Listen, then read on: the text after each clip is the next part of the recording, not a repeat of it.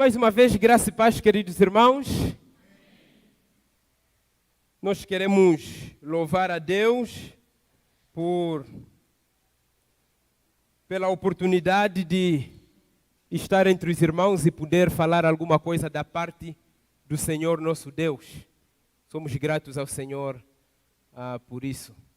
Quero convidar então os irmãos a abrirem suas Bíblias em Mateus capítulo número 13.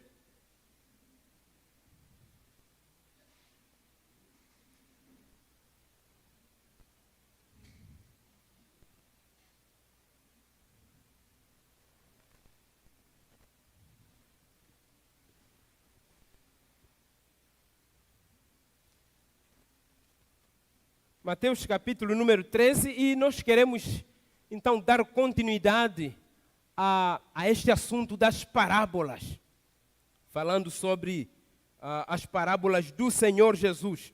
Antes de tudo, mais uma vez, estão de parabéns todos os professores.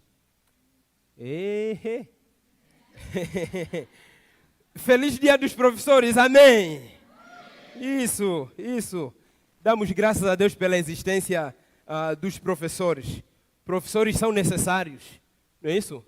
Professores são importantes, porque afinal de contas, se sabemos falar, pensar ou fazer qualquer outra coisa de valor, isto deve-se aos professores, não é? Isso deve-se aos professores.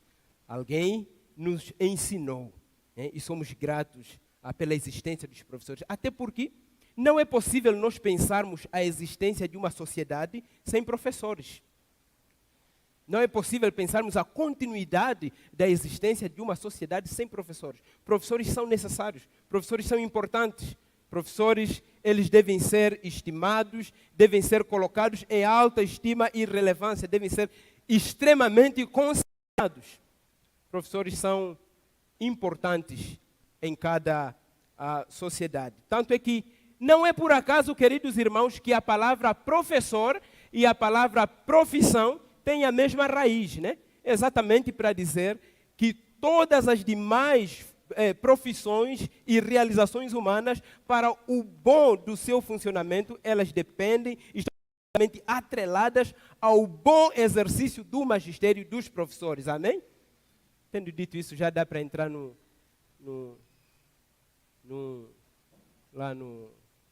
como é que chama? Dá para entrar naquele negócio aí dos professores, como é que chama? Não. Parece academia, mas não é bem academia. Não.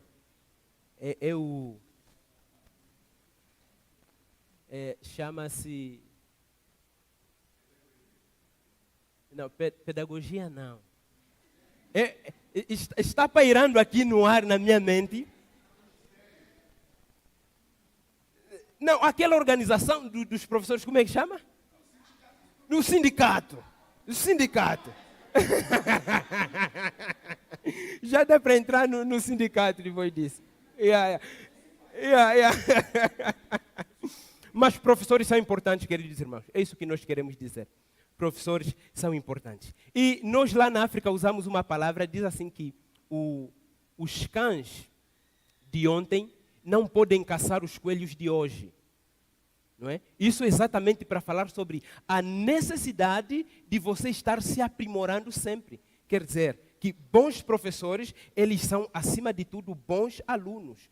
Né? Pois, afinal de contas, aquele que para de aprender hoje não terá o que ensinar amanhã. Professores devem aprender sempre. E nós, no exercício da nossa função como professores, talvez você pode dizer que eu não trabalho oficialmente ou profissionalmente no magistério, mas todos nós, de alguma forma, somos professores. Como chefes de famílias, como pais, mães, somos professores.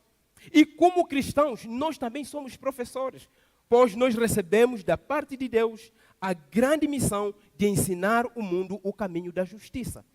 Todos nós, em certo sentido, somos professores. Mas, contanto, nós queremos continuar a dizer aos professores, estão de parabéns e feliz seja esse vosso dia. E professores devem continuar a aprender. E para que os professores possam aprimorar essa arte de dirigir este processo de ensino e aprendizagem, mais do que os professores lerem os grandes teóricos da pedagogia, da didática, como Comênio, Schreiner, Libânio, o Paulo Freire, Vygotsky, Piaget, entre outros, os professores devem voltar os seus olhos, as suas atenções, mais uma vez, nos clássicos do Evangelho. Olhar para os 4 Evangelhos. Olharmos para a vida de Jesus e aprendermos com aquele que é o professor dos professores, aquele que é o professor por excelência, aquele que demonstrou excelência na sua maneira de ensinar. Dizemos que Jesus é o professor por excelência e a excelência do ensino de Jesus é demonstrada, é comprovada, em primeiro lugar e, acima de tudo, pelo propósito do seu ensino. Você olha para os evangelhos e você vai perceber uma coisa, que Jesus, ele não estava apenas preocupado em despejar informações, Jesus não estava apenas preocupado em apresentar os conceitos teológicos sobre o reino, não. Havia uma preocupação muito maior, de tal forma que as pessoas ficavam maravilhadas com o ensino de Jesus, mas não somente com o conteúdo, havia um propósito por detrás do seu exercício pedagógico. Ele dizia o seguinte, que as palavras que eu vos tenho dito são espírito e vida. Jesus tinha um propósito bem definido no seu ensino. Ele queria levar as pessoas muito mais do que ao conhecimento intelectual das verdades do reino. Jesus queria levar as pessoas à transformação de vida. Jesus queria levar as pessoas à redenção, queria levar as pessoas à reconciliação com Deus e à reconciliação com o próximo. Jesus queria levar as pessoas, mais uma vez, ao lugar original que Deus de antemão havia preparado para que a humanidade pudesse viver. Você pode olhar Jesus no desempenho da sua função, do seu magistério, né? Para além dele ter um propósito, o ensino de Jesus era um ensino autoritativo. Ele tinha autoridade no seu ensino. E a autoridade no ensino de Jesus, queridos irmãos, não é a autoridade como nós pensamos hoje.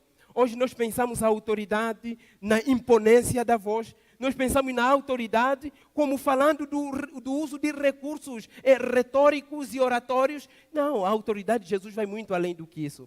Jesus ensinava como quem tem autoridade, porque nunca ninguém viveu como Jesus viveu. Por isso ninguém ensinou como Jesus viveu. Você olha para Jesus, havia uma coerência, um casamento perfeito entre aquilo que ele falava e a maneira como ele vivia. De tal maneira que o seu ensino conduziam as pessoas para as suas obras. E as suas obras, mais uma vez, levavam as pessoas para o seu ensino. Então, Jesus não era apenas simplesmente um teórico. Por isso, o seu ensino tinha autoridade. Ele falava com autoridade. Havia vivência, né? O Sermão do Monte termina exatamente dizendo isso. Que as multidões ficaram maravilhadas do seu ensino. Por quê? Porque ele não ensinava como os escribas e fariseus. E Jesus ensinava como quem tem autoridade. Havia vivência no ensino de Jesus. Enquanto que os escribas podiam dizer, faça o que eu digo, e não necessariamente o que eu faço, Jesus, em sua autoridade, ele podia dizer para as pessoas, olha, escutem a minha voz e sejam salvos, escutem a minha voz e sigam o meu exemplo, porque havia um casamento nisso. E você também pode olhar a excelência do ensino de Jesus nos seus métodos. Jesus era criativo. Jesus, ele não era monótono no seu ensino. Jesus, ele usava ilustrações. Jesus usava imagens, por exemplo, para ele falar sobre a humildade no reino. Jesus não faz um discurso gigante sobre humildade, não. Jesus pega apenas uma criancinha no seu colo e ele diz o seguinte, que aquele que não se tornar como um desses pequeninos não é digno do reino. Jesus, ele usava ilustrações, Jesus usava imagens, Jesus usava apocalipses e Jesus também usou parábolas, que é o que nós estamos estudando. E hoje nós queremos olhar mais uma vez para esta parábola, a parábola do trigo e do joio. O que é que nós temos aqui nesta parábola? Mateus capítulo 13, versículo 24. Esta parábola, ela é formada de contrastes, né? Você quando lê esta parábola, você vai encontrar ali alguns contrastes. O contraste entre o filho do homem e o contraste entre o filho do homem e o maligno. Você encontra um contraste entre os filhos da luz e os filhos das trevas, isto é, joio e trigo, né? Você encontra ainda mais um contraste entre o céu e o inferno. Encontra também um contraste que nós podemos apontar nesta parábola, que talvez seja o contraste entre o bem e o mal. Por isso, se nós podemos dar um nome a esta parábola, um título a esta mensagem em cima desta parábola, o título seria sobre a vitória definitiva e triunfante do bem sobre o mal. É isso que Jesus quer nos ensinar nesta parábola do joio e do trigo. Ele quer nos ensinar que no final de tudo, o bem vai triunfar sobre o mal. No final de todas as coisas, o bem vai triunfar sobre o mal. Leamos a partir do versículo 24. Diz assim a palavra de Deus: outra parábola lhes propôs, dizendo: o reino dos céus é semelhante a um homem que semeou boa semente no seu campo. Mas, enquanto os homens dormiam, veio o inimigo dele, semeou o joio no meio do trigo e retirou-se.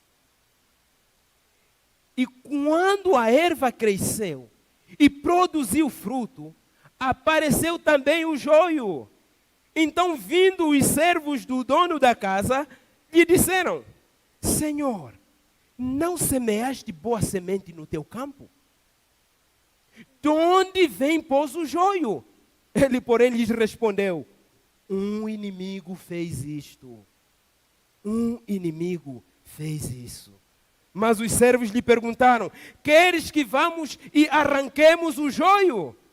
Não, replicou ele, para que, ao separar o joio, não arranqueis também com ele o trigo. Deixai-os crescer juntos até a colheita, e no tempo da colheita direi aos ceifeiros: ajuntai primeiro o joio, atai-o em feixes para ser queimado, mas o trigo recolhei-o no celeiro. Palavra do nosso Deus, amém? E depois Jesus conta mais duas parábolas, e a partir do versículo 36 ao versículo 40, Jesus dá uma explicação sobre esta parábola. Por isso, eu fiquei muito feliz quando eu vi, que o pastor me deu exatamente esse texto para pregar. Porque é um texto que eu não tenho nada o que fazer, só ler, porque Jesus já fez a exegese, fez a hermenêutica do texto. Ele falou, interpretou e explicou. O meu trabalho é só ler. A partir do versículo 36, tem a explicação da parábola. Então, por agora, vai alguns comentários para não ficarmos com o tempo vácuo. Amém? Vamos orar ao nosso Deus. Pai Santo, abrimos a Tua palavra. Senhor Jesus, a Tua palavra que é preciosa, tal como temos estudado desde o período da manhã, onde o salmista declara que ele ama a sua lei e deseja a sua lei. Tem um desejo profundo pela Tua palavra, desejando-a mais do que o mais doce mel, desejando-a mais do que o mais depurado ouro. Senhor Jesus, queremos nesta noite ouvir a Sua voz. Fale conosco, nosso Deus. Dirija-nos neste momento. Ajuda-nos, Senhor, a sermos apenas este canal através do qual, enquanto os meus irmãos estarão ouvindo, nos seus ouvidos carnais, a voz de um homem falando, que os ouvidos espirituais possam ouvir a voz do Espírito Santo. Nosso Deus, abra os corações do Teu povo, a fim de que a Tua igreja possa ouvir a Tua palavra. A Tua palavra, que é a única capaz de trazer vida sobre os ossos secos. A Tua palavra, que é a única capaz de causar o maior dos reavivamentos que nós necessitamos nestes tempos de sequidão espiritual. Senhor nosso Deus, queremos mais uma vez nesta noite ser desafiados pela exposição da Tua palavra. dirija-nos em nome de Jesus o Salvador. Amém.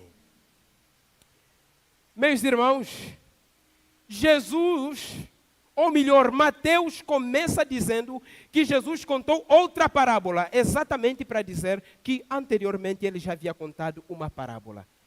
Já contou a parábola do semeador. Agora ele está contando uma outra parábola.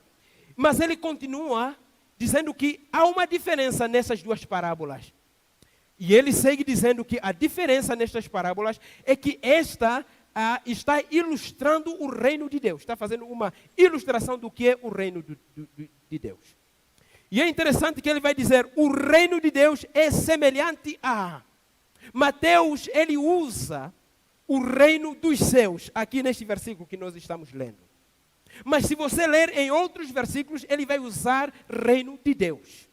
Mas há uma preferência em ele dizer reino dos céus. Porque afinal de contas, Mateus tem um público-alvo. Mateus ele está escrevendo para os judeus. Ele está escrevendo, demonstrando que Jesus é o Messias, esperado desde o Antigo Testamento. Ele está dizendo assim para os judeus, olha, é tudo aquilo que fazia, que compunha todos os ritos de comunhão com Deus, desde o Antigo Testamento, foi agora superado, e foi superado através da pessoa de Cristo, aquele que é o filho de Abraão, filho de Davi e, portanto, rei de Israel. Por isso, o tema central do Evangelho de Mateus é o reino. Ele está falando sobre o rei messiânico, o Messias que vem para reinar, o Messias que vem para governar, o Messias que vem para exercer a sua autoridade. Por isso, quando ele vai escrever, frequentemente você vai encontrar ele falando sobre reino dos céus, e algumas poucas vezes ele falando sobre reino de Deus. Ele decide usar reino dos céus e reino de Deus de forma intercambiável, porque no final é a mesma coisa. Quando você diz reino dos céus e você diz reino de Deus, você está falando a mesma coisa. Mas ele decide usar reino dos céus por causa do costume judaico de não usar o nome de Deus em vão.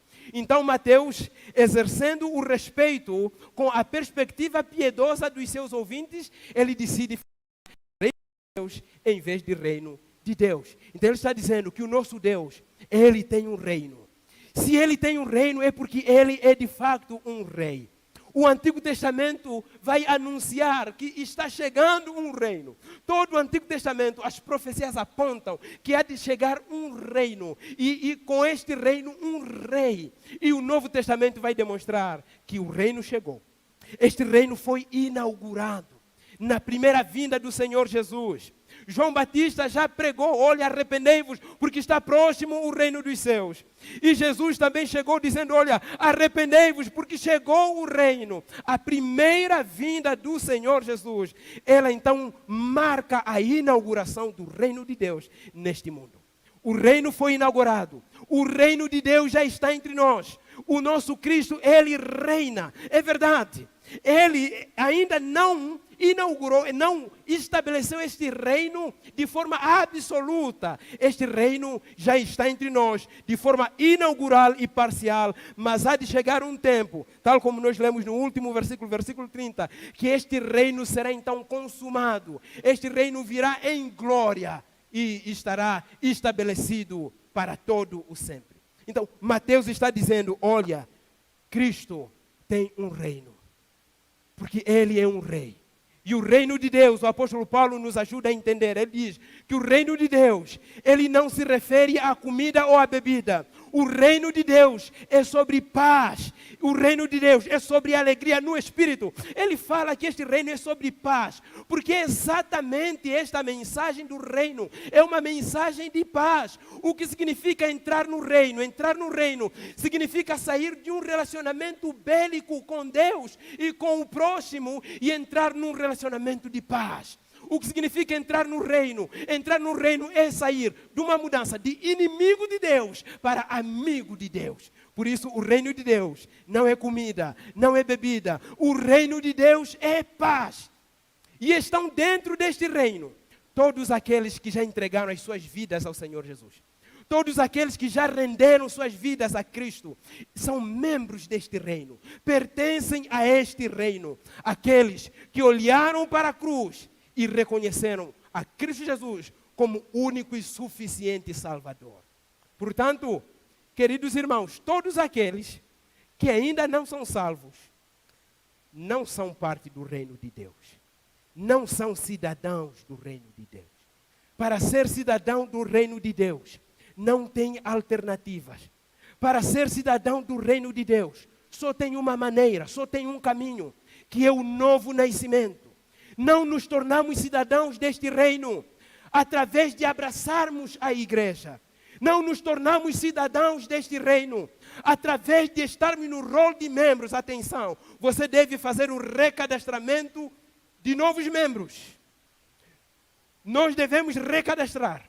Devemos economizar um tempo, separar um tempo, alguns minutos para recadastrar. Se você ainda não fez o seu recadastramento, depois desse culto, pegue o seu celular, faça o seu recadastramento. Isto é importante, é necessário para a organização da casa de Deus, para a igreja de Deus. E isto é bíblico. Mas atenção, queridos irmãos, não nos tornamos cidadãos do reino de Deus ao sermos arrolados na membresia da igreja visível.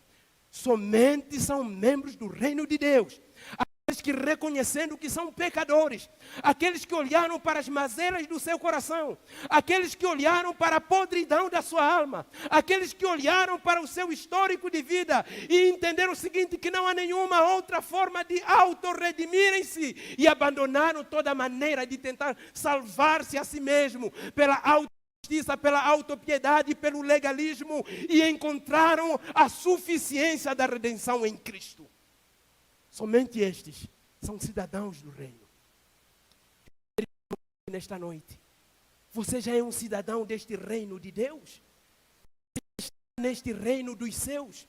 Você faz parte desta grande comunidade, desta nova humanidade que Deus está criando em Cristo? Se você ainda não faz parte dessa humanidade, o nosso texto diz que o Filho do Homem, que é o Senhor Jesus, o dono do campo, ele saiu semeando. E ele não semeou só no primeiro século. Ele continua semeando até hoje. E ele continua semeando, e ele está semeando a boa semente. Diferente da parábola do domingo passado, onde a boa semente era a palavra de Deus. Nesta parábola do trigo e o joio, a boa semente já não é a palavra de Deus, mas a boa semente são os filhos do reino de Deus. E são estes que Cristo está semeando. Jesus está semeando a nova semente. Ele está semeando através dos seus servos. E como ele está semeando esta semente, Jesus está semeando esta semente através da proclamação. O nosso Cristo, o Filho do Homem, que nunca parou de trabalhar, ele trabalha até hoje. Ele está trabalhando até neste momento. E através dos seus servos, ele está lançando a nova semente. Através da proclamação do Evangelho, novas sementes estão nascendo neste campo. Novas sementes estão germinando neste campo. Novos crentes, aqueles que estão ouvindo o Evangelho, aqueles que estão ouvindo o Evangelho exposto com fidelidade, aqueles que estão ouvindo a mensagem do Evangelho, e mais do que ouvirem a palavra como simples ouvinte, estão entronizando esta palavra dentro de si mesmo, eles estão nascendo. São a nova semente que o Filho do Homem está plantando. É a nova semente que o Senhor Jesus, o Filho do Homem, ele está plantando no seu campo. Que campo é este? Este campo é o mundo. Este campo é o mundo. E é interessante que Mateus, ele é muito detalhista, na maneira como ele escreve. E isto deve-se muito à profissão de Mateus. Mateus, ele era um homem que vivia fazendo cálculos. Mateus, como um coletor de imposto. Mateus, um homem que ele tinha uma mente acurada. Por isso, quando você lê o Evangelho de Mateus, existem muitos detalhes. Muitos detalhes. Existem palavras nas entrelinhas. Existem mensagens que você só percebe lendo uma vez, mais uma vez, pela terceira, pela quarta vez. E Mateus é detalhista, ele vai dizer que este campo tem um proprietário. E o proprietário deste campo é o Filho do Homem. Este Filho do Homem começou a lançar uma boa semente. Onde? No seu campo. Este campo pertence a Ele. Queridos irmãos, a igreja de Deus, ela recebeu a tarefa de pregar o evangelho do reino. A igreja de Deus, ela é parte deste reino, mas a igreja não é o reino de Deus. A igreja está dentro deste reino, mas o reino é muito maior do que esta igreja. O que é o reino de Deus, queridos irmãos? Por um lado, nós entendemos que o reino de Deus, ele repousa sobre o coração daqueles que já creram em Cristo.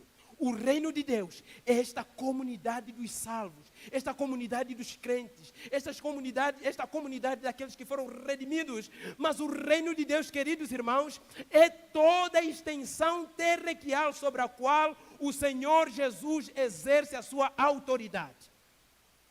Jesus, Ele é Senhor, mas Ele não é apenas Senhor da igreja. Jesus é Senhor do universo. Jesus é Senhor, inclusive, dos ímpios. Peso embora os ímpios não reconhecerem o senhorio de Cristo. Jesus é Senhor. Jesus governa. Ele governa este mundo. Este mundo não está entregue sobre o fortuito acaso. Nós estamos preocupados nesses últimos dias com a guerra entre Israel e o grupo terrorista Hamas. Há uma preocupação nos nossos corações, há uma preocupação no mundo. É verdade que existem alguns que estão com preocupações teológicas, porque ainda subjaz no coração de alguns que Israel ainda é o povo de Deus, tal como descrito no Antigo Testamento.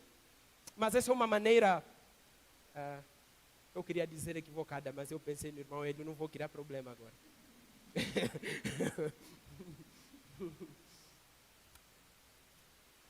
Mas, queridos irmãos, o que eu quero dizer é o seguinte, que a despeito das atrocidades que nós estamos vendo nesta guerra, a guerra que está eclodindo agora entre o Sudão do Sul e o Sudão do Norte, a guerra que está acontecendo na Nigéria do Norte, você pode olhar o que está acontecendo agora no Burkina Faso, você pode perceber o que está acontecendo agora, neste momento que nós estamos falando, nas Arábias. Apesar destas atrocidades, queridos irmãos, o nosso Cristo, Ele reina rigorosamente. O mundo não está entregue ao acaso. Cristo está no controle absoluto. O Senhor está governando esta terra, tal como nós acabamos de cantar. O Senhor reina e o reino do Senhor é eterno. O mundo não está no acaso. O Senhor está controlando o universo. E Ele também está controlando a história de nossas vidas. Muitas vezes nós nos preocupamos. Nós temos medo. As circunstâncias da vida nos amedrontam, é verdade. Há poucos dias atrás mesmo, eu estava como que sem sono para dormir. Não conseguindo dormir. Alguns meses atrás. Com medo se ia dar certo ou não. Porque faz parte da nossa fragilidade como seres humanos. Mas, queridos irmãos, quando nós entendemos a soberania de Deus, entendemos que esse nosso Cristo, Ele governa o universo está rigorosamente sob os seus controles, nós aprendemos a descansar nos seus cuidados, nós aprendemos a repousar no meio da tormenta, queridos irmãos. Isso é contra a nossa natureza, porque a nossa natureza, ela quer ficar angustiada. A nossa natureza, ela quer ficar apavorada. A nossa natureza quer ficar ansiosa. Mas, queridos irmãos, nós podemos descansar como crentes. Nós podemos descansar como filhos de Deus. Porque o governo do universo e de nossas vidas estão rigorosamente sob os seus cuidados. Amém? Queridos irmãos, Cristo reina. Eu lembro-me das palavras de Abraham Kuyper, falando sobre o nosso Deus como o rei do mundo, o rei do universo. Abraham Kuyper, em uma conferência missionária na Holanda, ele dizia o seguinte: não há nenhum centímetro quadrado da extensão geográfica deste universo sobre a qual o Senhor Jesus, o soberano, o rei do universo, não possa dizer: é meu. Tudo pertence a Ele, porque Ele é o rei do universo. Então ele diz que Ele está no seu campo, ele está semeando no seu campo. Ele não parou de trabalhar, ele continua trabalhando até hoje, ele está semeando. Mas há uma questão que ele nos coloca. Surge um problema aqui no texto bíblico. Qual é o problema? O problema é o seguinte: que enquanto o Filho do Homem, Jesus Cristo, através dos seus servos, está plantando a boa semente neste campo que é o mundo, há um elemento antagônico, há um ser antagônico.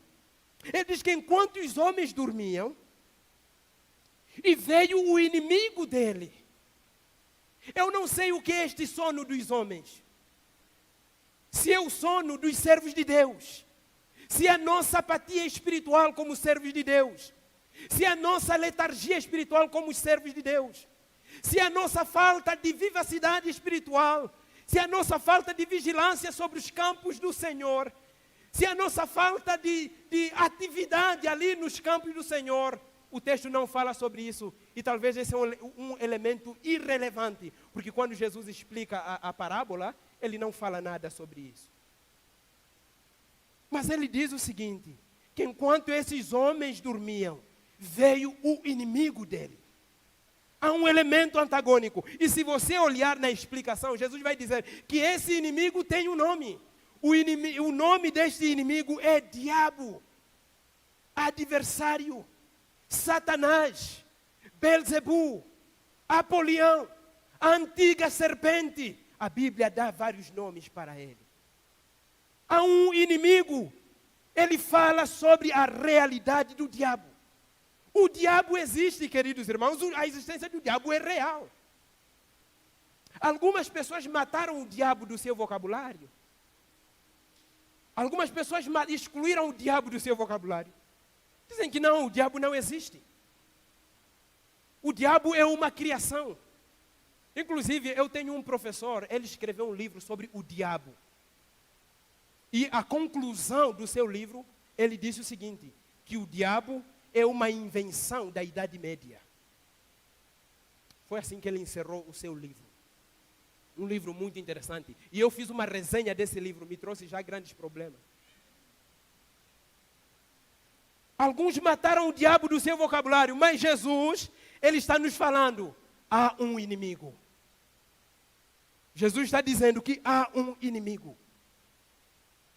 Há um inimigo. E eu quero lhe dizer, queridos irmãos, se você é filho de Deus, nascido de novo, você tem um inimigo. Se você é filho de Deus, nascido de novo, você tem um inimigo. E você tem um inimigo incansável. E esse inimigo chama-se diabo. Se você é filho de Deus, você tem que saber uma coisa, que o diabo existe e o diabo odeia você. O diabo está furioso com a sua vida. O diabo está furioso com a sua família. Se você é filho de Deus, o diabo está furioso com o seu bem-estar. O diabo odeia o seu bem-estar. O diabo odeia o seu emprego, o seu trabalho. O diabo odeia a cada manhã que você se levanta da cama.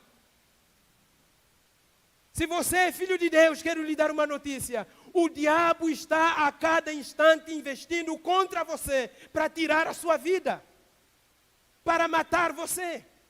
E você pode ter a plena certeza, queridos irmãos, que se eu e você estamos vivos neste exato momento, aqui e agora, é porque o nosso Deus pleiteou por nós. Porque se assim não fosse, nós já seríamos ceifados pelo inimigo de nossas almas. O diabo existe. Você pode matar o diabo do seu vocabulário, dizer não vou falar do diabo. Isso não vai anular o diabo da realidade existencial objetiva. Você pode tirar o diabo da sua teologia. Isso não vai fazer com que ele pare de agir. Não ter uma teologia sobre o diabo não é uma arma contra o diabo. O diabo está ali. Ele está trabalhando. O apóstolo Pedro escreve sobre o diabo. O Senhor Jesus fala sobre o diabo. Em João capítulo 10, versículo 10, fala sobre o diabo na pessoa do ladrão. Ele diz que o ladrão vem senão para roubar, matar e destruir. 1 de Pedro capítulo 5, ele fala sobre o diabo. Ele diz assim, olha, sede sóbrios e vigilantes. sóbrios e vigilantes, porque o diabo, o vosso adversário, ele anda em derredor, rugindo como um leão. Isso para descrever a fúria do diabo. Rugindo como um leão, buscando a quem possa tragar, a quem ele possa devorar, a quem ele possa destruir. E Pedro continua dizendo o seguinte: o qual resistir-lhe firmes na fé. Resistir-lhe firmes na fé. Sabendo que as mesmas adversidades estão se cumprindo no mundo entre os vossos irmãos. O diabo existe e o diabo está operando. Nós não precisamos de um discurso, de uma aula teológica para falar sobre o diabo. Olha um pouco para a sua vida.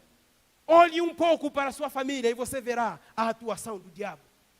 Nós não precisamos de um discurso gigantesco sobre batalha espiritual para nós falarmos sobre a realidade do diabo. Agora, é verdade, queridos irmãos, é importante termos uma visão equilibrada sobre o diabo. O diabo existe, o diabo está ali, o diabo quer nos destruir, o diabo é o inimigo de nossas almas, o diabo é um oponente da obra de Deus. Ele está ali. E agora nós precisamos ter uma percepção correta sobre o diabo. Por quê? Porque se nós não tivermos uma visão equilibrada sobre o diabo, queridos irmãos, nós iremos entre dois extremos. Ou nós estaremos superestimando o poder do diabo, nós vamos atribuir ao diabo um poder que ele não tem, nós vamos olhar o diabo como soberano. O diabo, apesar dele ter poder, ele não é todo poderoso. O diabo, apesar de exercer controle de algumas circunstâncias, alguns acontecimentos, e exercer controle sobre a vida de algumas pessoas, o diabo não é soberano, assim como o nosso Deus é soberano. Precisamos ter uma percepção equilibrada, bíblica, correta sobre o diabo. O diabo, ele não é soberano. Nós não podemos superestimar o poder do diabo. Eu gosto de uma palavra que Martinho Lutero já dizia lá no período da Reforma, na grande batalha espiritual, a grande batalha pela verdade do Evangelho, que é ali onde o diabo mais se levanta, queridos irmãos. A batalha espiritual, queridos irmãos, não é aquela batalha quando nós começamos a expulsar demônios. A grande batalha espiritual, queridos irmãos, não é igual naquela igreja onde cita-se o nome daquelas entidades africanas, não. A grande batalha espiritual, queridos irmãos, acontece nesse momento aqui agora. Quando a verdade está sendo pregada e ensinada. Essa é a grande batalha espiritual. A grande batalha espiritual acontece na intenção do diabo de lhe levar a descrer, a desacreditar, a não levar com seriedade o ensino da verdade. Porque essa é a única arma, queridos irmãos, que pode lhe dar forças para discernir, para confrontar e para destruir todas as obras das trevas. Este é o momento da grande batalha espiritual. Neste momento que a verdade é pregada, há uma batalha espiritual sendo travada. Há uma batalha espiritual sendo travada na mente, no coração, no ar, na atmosfera espiritual. A batalha espiritual, ela é real. Mas nós não devemos superestimar o diabo. O diabo não tem todo o poder. O diabo, ele não é onisciente. O diabo não sabe tudo. Inclusive, o diabo não sabe os pensamentos que estão em nossa mente. O diabo não sabe o que nós vamos pensar daqui a pouco. O diabo não é onisciente. O diabo, ele não é onipresente, ele não está em todo lugar. Eu me lembro quando os seminaristas, alguém disse assim, que o período de seminário, desculpa, Selemani, o período de seminário é o momento que o crente suspende um pouco a sua fé em Cristo. Suspende um pouco a sua fé em Cristo. E lá no seminário nós dizíamos assim, olha, o diabo, na verdade, noutras regiões do Brasil, ele só vai passear. Mas dormir mesmo, ele vem dormir aqui no seminário.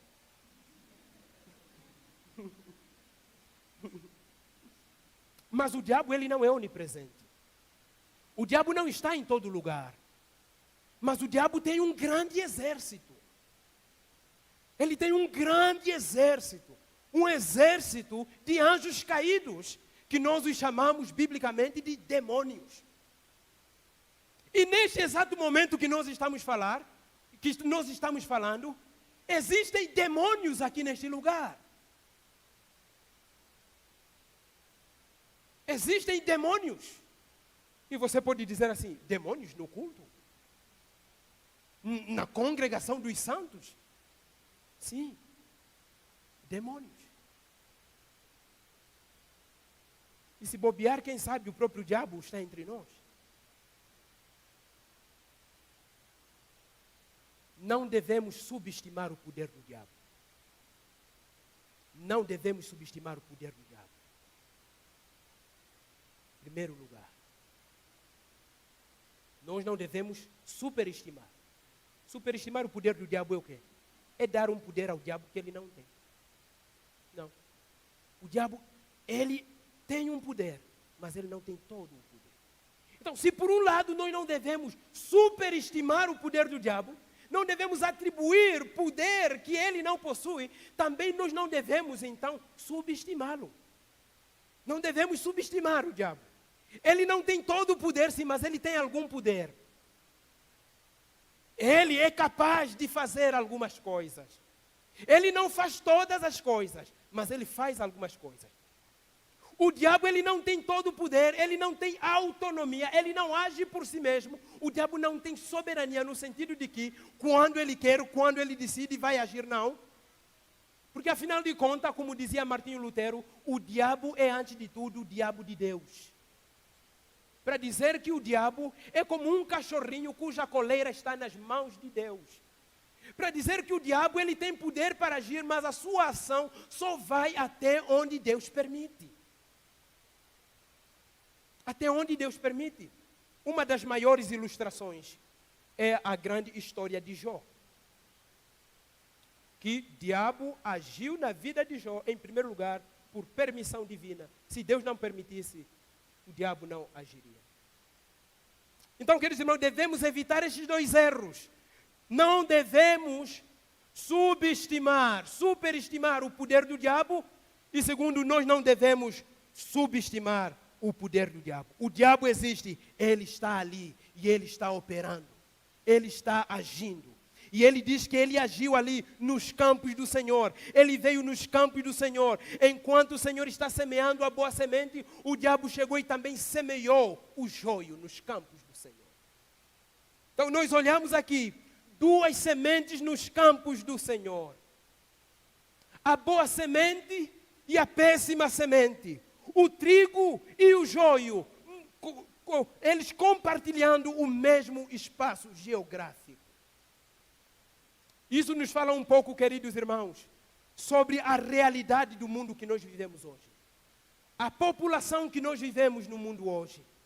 O mundo, queridos irmãos, ele está dividido apenas em dois grupos de pessoas.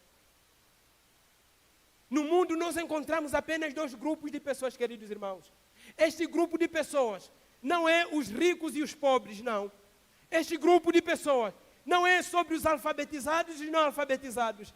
Este grupo de pessoas não é sobre os acadêmicos e os não acadêmicos. Estes dois grupos de pessoas que existem no mundo, queridos irmãos, não é sobre brancos e negros, queridos irmãos. Estes dois grupos de pessoas que existem no mundo, esses dois grupos que compõem a população mundial e que estão presentes, inclusive, nesta noite aqui, é o trigo e o joio. Só existem dois grupos de pessoas, o trigo e o joio, neste mundo. O trigo, que é a boa semente, os filhos do reino, que foram plantados pelo Senhor Jesus, através dos seus servos, pela proclamação do Evangelho.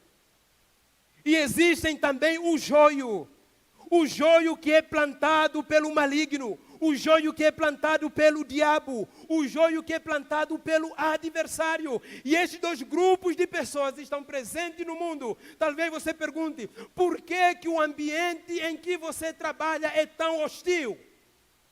Porque lá estão o trigo e o joio presente. Por que a nossa realidade familiar é como ela é hoje? Porque lá está presente o trigo e o joio. Por que a nossa sociedade é como é hoje? O período do iluminismo entendia que a educação seria a redenção da humanidade. Com o avanço da tecnologia e da ciência, os homens seriam moralmente melhorados. Mas quando você olha para a realidade do mundo, nós vemos uma coisa totalmente diferente. Porque na sociedade nós vemos o joio ali presente, os filhos da luz. Mas nós também vemos ali presente o trigo. Perdão, nós vemos o trigo presente, os filhos da luz. E vemos também o joio ali presente, os filhos das trevas. E inclusive dentro da igreja, queridos irmãos, por que nós vivemos uma realidade eclesiástica como essa? Não falo apenas da nossa realidade local. Olha para a igreja mundial. O que está acontecendo com a igreja? Olha, a igreja que deveria ser conhecida pela sua vivência irrepreensível, a igreja é conhecida pelo acúmulo de escândalos. Por quê? Porque dentro dela está presente o trigo e o joio. Olha para a nossa realidade. Por que nós vivemos um ambiente hostil? Um ambiente que deveria ser permeado pela paz, pela reconciliação, pelo bem-estar, pelo evangelho, um ambiente dócil, um ambiente de escuta, um ambiente de companheirismo. Porque dentro da igreja está presente o trigo e o joio. Quem é o trigo? Quem é o joio? O texto fala que o trigo é a boa semente. Mas como discernir entre o trigo e o joio? Como discernir? Uma vez que o trigo e o joio, eles são de aparência semelhante. Como discernir se o trigo e o joio, eles são esteticamente iguais? Como discernir se aparentemente o trigo e o joio, eles têm a mesma natureza, aparência? Como discernir? O texto diz o seguinte no versículo 26. Como discernir o que é o trigo do joio? Como separar o trigo do joio? Como discernir quem é trigo, quem é joio? Como eu posso olhar para a minha vida e dizer que eu faço parte do grupo dos filhos da luz, os filhos do reino, a boa semente, o trigo, e não faço parte do joio? Como? O texto diz, e quando a erva cresceu e produziu fruto, quando a erva cresceu e produziu fruto, apareceu também o joio. Onde discerne-se o trigo do joio? Não é na aparência. Ele diz que o discernimento destes dois elementos veio quando a erva cresceu. Porque um dá fruto e o outro não dá fruto. A grande diferença entre o trigo e o joio é que um é frutífero e o outro é infrutífero. A grande diferença entre o trigo e o joio não é a aparência. A grande diferença entre os filhos da luz e os filhos das trevas não é a sua aparência, queridos irmãos. Onde está a diferença é que um frutifica e o outro não frutifica. Por isso é que Jesus disse, olha, quando os discípulos disseram, então, os servos chegaram para o seu Senhor e disseram, Senhor, você não semeou apenas boa semente? Como nos teus campos, nós vemos então o joio aparecendo ali. E o Senhor responde, o inimigo fez isso. E os servos disseram, nós podemos arrancar o joio? Nós vamos arrancar o joio dos campos do Senhor? E o Senhor disse, não façam isso. Não façam isso. Por quê? Deixai-os. Ele diz assim, não façam isso. Por quê?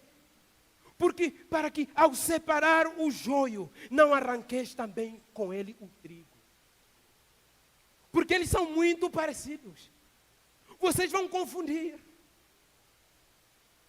Onde está a diferença do joio e o trigo, queridos irmãos? O trigo, ele frutifica, o joio não frutifica.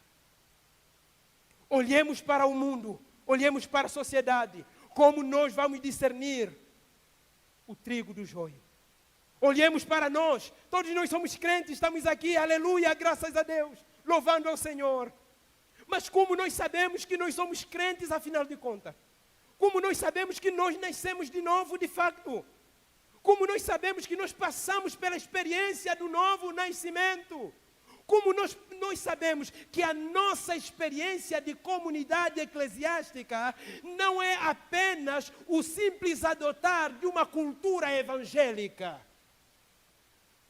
Porque, queridos irmãos, talvez uma das grandes dificuldades de países como o Brasil, onde o evangelho é muito antigo, onde o evangelho está enraizado há muito tempo, é exatamente a confusão entre evangelho e a cultura. Porque muita gente cresce dentro de lares conservadores, tradicionais. E isto é uma bênção. Mas o grande problema, queridos irmãos, é que a bênção de nascer em lares conservadores, tradicionais e cristãos pode ser transformada numa maldição. O fato de nascer em um país onde o evangelho está enraizado na cultura, esta bênção pode se transformar numa maldição. Por quê? Porque você está ali, dentro desta realidade cultural. Você vai adotar um estilo de vida que é eticamente coerente ao evangelho. Você vai adotar um estilo de vida que é moralmente coerente aos preceitos da palavra de Deus. De tal maneira que quem olha para você vê um cristão, porque a sua ética, você fala como cristão. Você veste-se como cristão. Você adota uma maneira de ser e estar no mundo aparentemente cristã, sem necessariamente ter passado pelo novo nascimento. Mas onde nós vamos descobrir o que é o trigo e o que é o joio? É na hora de frutificar. Como você vai saber que nós somos cristãos? Como identificar o verdadeiro crente? O verdadeiro crente não é aquele que diz com a sua própria boca: eu sou cristão, eu nasci de novo. Não, o Senhor Jesus Cristo mesmo disse que, olha, o testemunho que vem de mim mesmo não é verdadeiro. Como saber que nós somos cristãos? É verdade, vivemos em um tempo, o tempo do individualismo, o tempo da autoafirmação, o tempo que diz o seguinte: não, você tem que saber dizer o que você é. Você tem que ter convicção, você tem que ter autoafirmação. Então, como assim não poder dizer que eu sou cristão? Se afinal de contas, nós vivemos dentro dessa cultura, essa cultura onde o indivíduo é o centro. Onde as coisas em minha volta têm que ser, na verdade, têm que ser criadas à minha imagem. Como assim eu não posso dizer eu? Sim, queridos irmãos. O que vai testificar que nós somos crentes não é o nosso discurso. O que vai testificar que nós nascemos de novo não são as nossas palavras. O que vai testificar, queridos irmãos, que nós somos de fato uma igreja, a igreja verdadeira, a igreja viva, a igreja do Senhor Jesus, não é a nossa pregação. A nossa pregação é um convite que atrai as pessoas, mas o que prende as pessoas dentro da vivência eclesiástica é a maneira como nós frutificamos no meio dela. O nosso discurso é bom, o nosso discurso é maravilhoso. O nosso discurso, na verdade, ele é um discurso teologicamente coerente. O nosso discurso, na verdade, ele é doutrinariamente profundo. Mas o que vai demonstrar que nós somos crentes, somos a igreja de Deus, é a maneira como nós vivemos. Tem que dar frutos, queridos irmãos. Por isso eu me lembro de uma palavra de um grande sábio do século VI. Ele dizia o seguinte: pregue o evangelho. Pregue o evangelho, se possível, use palavras. É verdade que com isso, ele não queria reduzir a nossa tarefa da proclamação, porque o evangelho é proclamação, o evangelho deve ser falado, o evangelho deve ser pregado, o evangelho deve ser anunciado. Ele não queria reduzir a tarefa de proclamar, mas ele queria dizer o seguinte: olha, que mais do que proclamar, o evangelho deve ser vivido. O evangelho deve ser vivido, queridos irmãos. O que vai dizer que nós somos crentes é a nossa vida. Tem que haver frutos na nossa maneira de viver. O mundo precisa ver frutos naqueles que se chamam Igreja do Senhor, naqueles que se dizem povo santo do Senhor. Não adianta, queridos irmãos, nós termos um discurso belo, nós termos uma retórica bela, nós termos uma canção maravilhosa, se a nossa vida não está em conformidade com aquilo que nós falamos e pregamos.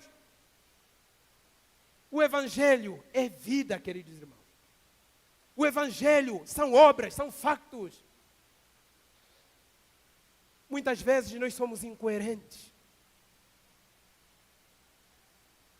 A nossa incoerência é demonstrada exatamente nisto. Que nós falamos uma coisa, cantamos uma coisa, anunciamos uma coisa no domingo aqui. Mas a nossa vida ao longo da semana, ela contraria a nossa mensagem. Nós negamos ao Senhor Jesus. É isso que Paulo escreve a Tito, diz assim, olha, uns com a sua boca, com o seu discurso, dizem conhecer o Senhor, mas com as suas obras o negam. Com a maneira de viver, negam o Senhor. Não adianta, queridos irmãos, nós dizermos que somos crentes, que nós nascemos de novo. Se as obras, se as pessoas veem em nossa vida e não podem desfrutar desses frutos deliciosos que o Evangelho produz. Se o irmão olhar toda esta parábola e a parábola do domingo passado, a parábola sobre o semeador, a parábola sobre os fundamentos, elas estão nos convidando para a mesma coisa, para uma vida frutífera. Ela está nos convidando para uma vida que evidencia o Evangelho. Ela está nos convidando para uma vida que não somente diz que Deus é amor, mas que encarna esse amor na vida prática. Ela está nos convidando para viver uma vida que não somente prega que Deus é misericordioso, mas que encarna essa misericórdia na vida prática. Uma vida que não somente diz que Deus é santo, que não somente diz pela boca que esse Deus é santíssimo, mas uma vida que demonstra que de fato nós servimos um Deus santo, porque nós fugimos do pecado, nós buscamos nos santificar, porque nós fugimos da aparência do mal. Nós não devemos apenas ter um discurso teologicamente saudável. Nós devemos ter uma vida que esteja coerente ao nosso discurso. Caso contrário, queridos irmãos, nós teremos aquilo que o apóstolo Tiago fala. Ele vai dizer o seguinte, olha, uma fé, a fé que não tem obras, é uma fé morta. A fé que não tem obras é uma fé que não tem significado, é uma fé que não tem sentido, é uma fé que não é digna, porque ele vai dizer que é uma fé dos demônios. Os demônios também creem. Ele diz, crês tu que Deus existe? Fazes bem. Os demônios também creem. Mas qual é a diferença do crente verdadeiro e os demônios? É que os demônios creem que Deus existe, mas os demônios jamais conseguirão viver à altura do padrão santo de Deus. Mas o crente verdadeiro, ele crê que Deus existe e ele busca viver uma vida de santidade, busca viver uma vida que frutifica. Nós somos joios ou somos trigos, queridos irmãos? O que vai dizer isso é a nossa maneira de viver. É a nossa maneira de viver. É as boas obras. Talvez você pode dizer assim, não, o joio também pode fazer boas coisas, sim. O joio faz boas coisas, faz algumas coisas boas, sim. Porque afinal de contas, a imagem de Deus não foi totalmente destruída nele. Mas o trigo, ele faz boas coisas porque ele foi recriado. Ele faz boas obras porque ele foi recriado. Ele nasceu de novo. Ele é uma nova criatura, foi regenerado. Quer dizer, não apenas foi mudada a sua aparência, mas a sua natureza, o mais profundo de si mesmo, foi transformado de tal forma que a coisa mais natural do crente é fazer boas obras. Então, se o crente não está vivendo à altura destas boas obras que o Senhor preparou desde antemão para nós vivermos nela, a nossa pergunta não é o que devo fazer para viver, para frutificar. Não, a nossa pergunta deve ser o que está acontecendo na minha vida que eu não estou frutificando? O que está acontecendo que não há frutos na minha vida? Alguma coisa está obstruindo o frutificar, o aparecimento dessas boas obras. Então o texto vai dizer, quando os homens pediram, vamos então separar. E o mestre vai dizer, não, não separem. Porque senão vocês vão confundir. Muitas pessoas usam esta palavra de Jesus, quando Jesus diz assim, para que ao separar o joio, não arranqueis também com ele o trigo, deixai crescer juntos até a colheita. Muitas pessoas usam esta palavra como uma maneira de dizer ou de fortalecer aquela ideia de que nós não devemos exercer a disciplina eclesiástica. Dizer que a igreja não deve disciplinar. Afinal de contas, para que disciplinar? Se Jesus disse que deixa crescer juntos. Mas o que o Senhor Jesus está dizendo aqui, não está fazendo uma pregação contra o exercício da disciplina eclesiástica. Muito pelo contrário. O que o Senhor Jesus Cristo está a ensinar aqui é para que crentes, nós, a igreja de Deus, tenhamos cuidado de, ao tentarmos separar crentes e descrentes, não machucarmos os crentes verdadeiros. Não devemos separar, porque se ao tentarmos separar, dada a aparência destes dois elementos, nós podemos confundir o trigo do joio. O que Jesus está dizendo não está dizendo não pratique a disciplina bíblica, não.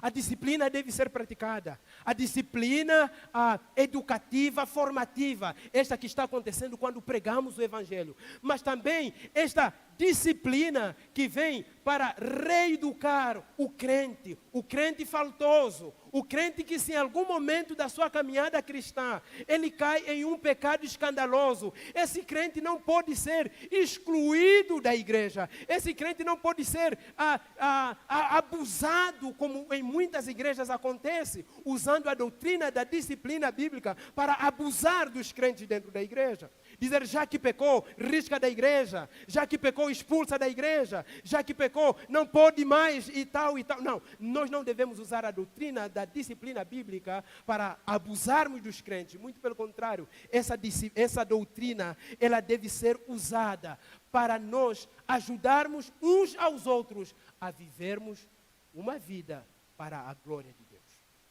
Essa doutrina deve ser usada para ajudar os nossos irmãos, crentes faltosos, para voltarem a caminhar em santidade com o Senhor.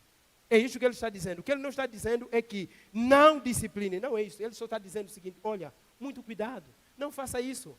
Tenha muito cuidado, tenha muita calma, pondere, para que você não possa magoar verdadeiros crentes na tentativa de você cuidar do joio nos campos do Senhor.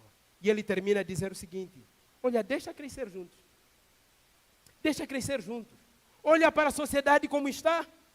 A maldade dos filhos das trevas. Deixa crescer junto. Olha para o mundo como está caminhando.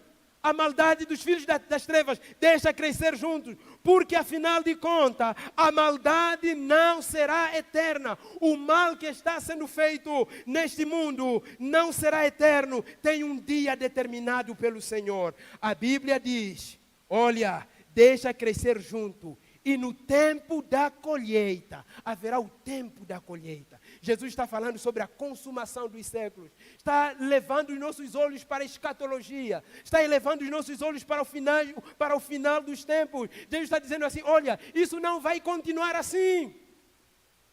Isso não está desgovernado. Isso está sob o meu controle. Existe uma hora marcada no relógio de Deus que a maldade que está existindo neste mundo vai parar, queridos irmãos.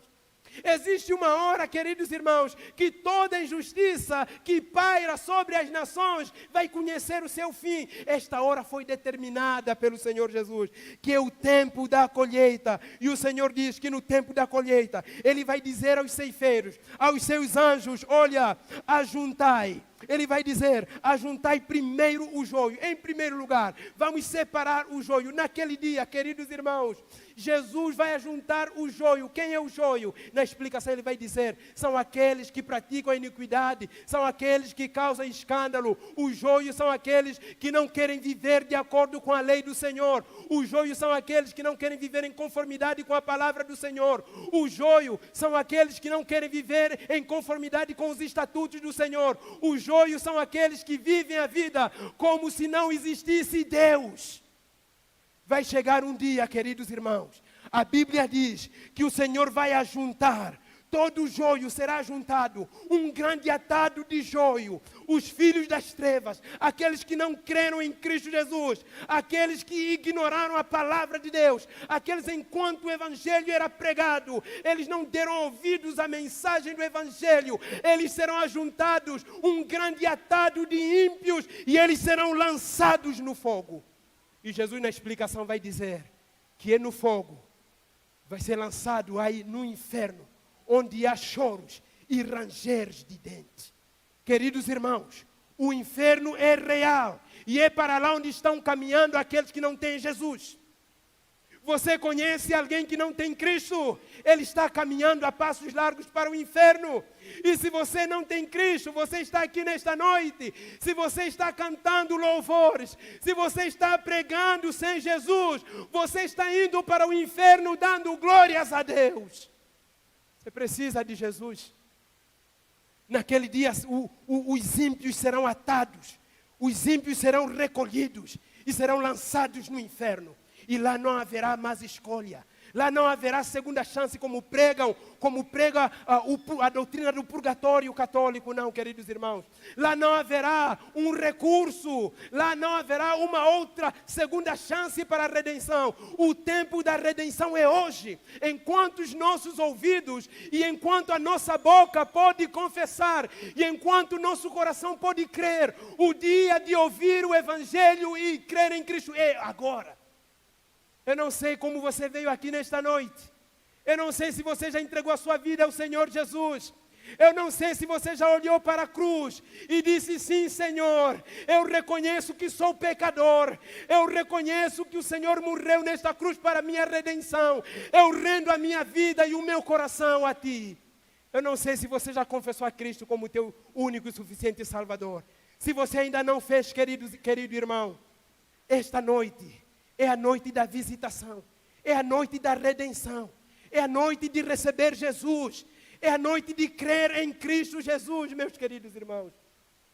Porque o inferno é real. E, queridos irmãos, eu não prego sobre o inferno como um discurso para amedrontar você, para tornar o teu coração maleável ao Evangelho. A Bíblia fala que o inferno é real. Mas não somente o inferno, ele também fala do céu. Assim como o inferno é real, o céu também é real. Ele vai dizer naquele dia que não somente o joio,